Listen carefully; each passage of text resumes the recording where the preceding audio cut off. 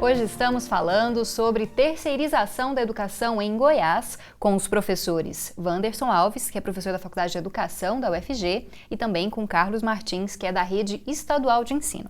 Bom, professor, eu gostaria, não sei se o senhor poderia analisar, porque essas instituições não apareceram ainda, não houve um processo seletivo, mas em relação à escolha dessas OS, vai haver um processo seletivo, segundo o Antônio Faleres agora, no segundo semestre desse ano, para escolher as organizações sociais que vão gerir as escolas públicas. Como é que o senhor avalia, professor Wanderson, o processo de escolha dessas OSs e também depois que elas são escolhidas? Será que vai existir alguma contrapartida em que a sociedade possa saber dos gastos, saber como é feita essa gestão, já que o dinheiro continua sendo público, apenas elas vão administrar essa verba? Nós ainda, como todo o processo está em curso, né, e bem no começo, ainda não há informações maiores em relação à estrutura de contratação e mecanismos de transparência, né, de prestação de contas, como se costuma dizer em políticas, em relação à instituição. Mas seja como for, me parece que o principal a ser destacado aí é exatamente a ideia de que substituindo o modelo de contratação do modelo estatutário, que é o que se tem hoje em dia, né, para um outro modelo, que é o modelo via CLT, né, nós estaremos equacionando a questão. Notem que reside aí o entendimento de que, se eu sou funcionário público, eu trabalho menos que o funcionário do setor privado. Bom, nós aqui, cada um de nós, temos experiências em que no serviço público, né, encontraram pessoas que trabalham muito. Como também no setor privado, encontraram pessoas que trabalham muito. Como também no setor público, encontraram pessoas que trabalham pouco. E no setor privado também.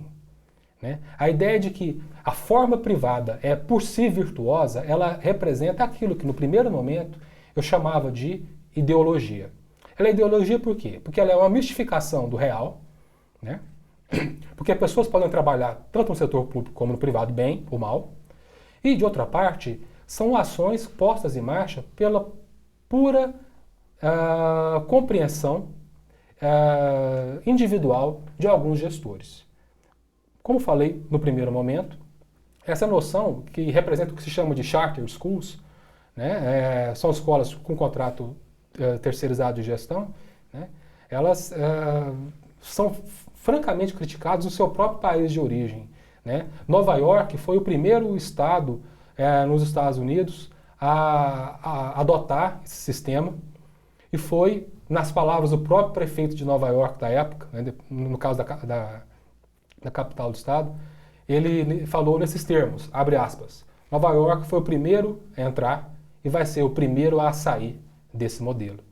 Fecha aspas. Ele disse isso após ter sido reeleito e após a divulgação de um relatório de uma empresa chamada Rand, que mostra justamente como esse modelo ele não leva a lugar nenhum e, ao contrário, pode ser bastante deletério para a educação pública.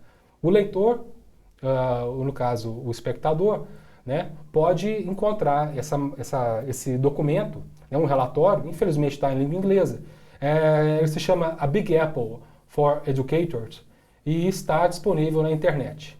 A Big Apple, e vocês vão encontrar um documento muito interessante, né, de uma instituição muito séria norte-americana que mostra um bom diagnóstico do que é isso que essa espécie de vanguarda do atraso está querendo colocar em marcha no estado de Goiás.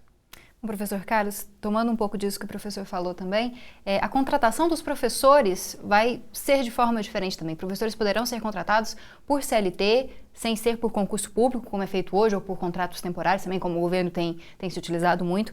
Isso vai acabar também prejudicando o próprio trabalho do profissional, que vai poder ganhar menos do que um servidor concursado. Também vai acabar, às vezes, se desmobilizando enquanto categoria. O senhor também percebe isso? Olha, uma coisa é certeza. Pelo que nós já presenciamos aqui, por exemplo, no estado de Goiás, há 5 anos nós não temos concurso para professores e, se eu não me engano, 15 anos que nós não temos concurso para a parte administrativa. E daí, então, o que nós vemos atualmente? Há um déficit de professores que está sendo suprido através de contratos. E uma das coisas mais sem cabimento, ao meu ver, é como é que um professor contrato, ele ganha menos da metade que um professor efetivo ganha.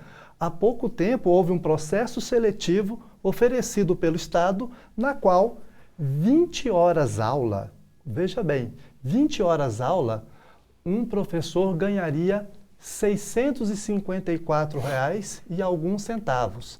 Está nos jornais, não estou mentindo, e daí o que nós percebemos... Menos que um salário mínimo? Menos que um salário mínimo. E, sinceramente, se essa pessoa quiser ganhar mais, é melhor trabalhar de call center em alguma empresa dessa telefônica, que ele vai ganhar melhor, muito melhor.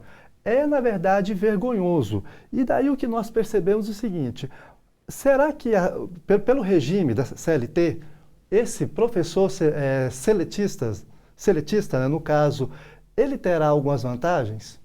Sim, ele pelo menos vai ter o 13º e férias, mas não terá estabilidade.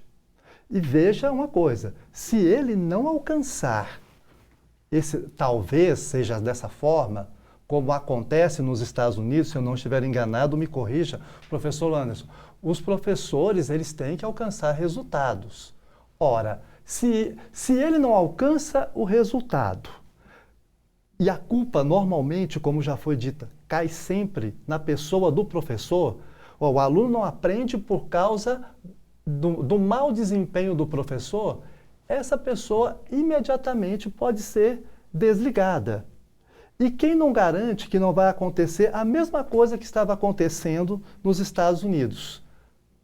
Os professores, então, e as próprias instituições estavam alterando as notas dos alunos.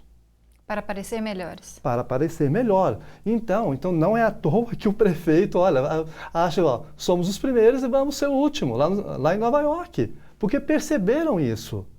Então, novamente, a gente tem põe em dúvida se realmente a terceirização vai melhorar a qualidade do ensino.